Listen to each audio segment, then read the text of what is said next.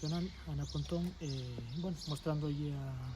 a evolución do goberno municipal nestes 2 anos de legislatura, nada, centrados en Monte de Ramo, todos unidos para seguir avanzando, mellorando os servicios públicos e as infraestructuras deste concello que é o que necesita.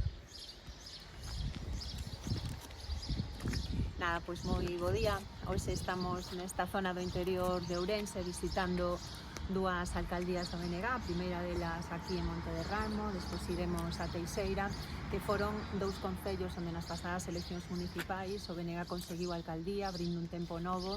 e levando adiante, eu creo que un proxecto que estamos vendo nestes 2 anos como un proxecto transformador que mellora a vida das persoas, que crea máis dinamismo e que ademais está supoñendo reverter moitos anos de abandono e moitos anos onde as institucións municipais non estaban facendo ese papel de dinamización. Polo tanto, creo que tanto aquí en Monte de Ramo como na Teixeira vemos ese proxecto transformador que ten o BNG nos concellos, pero tamén é a demostración de un BNG que está á alza e que é a referencia da alternativa en Galiza frente aos gobernos do Partido Popular.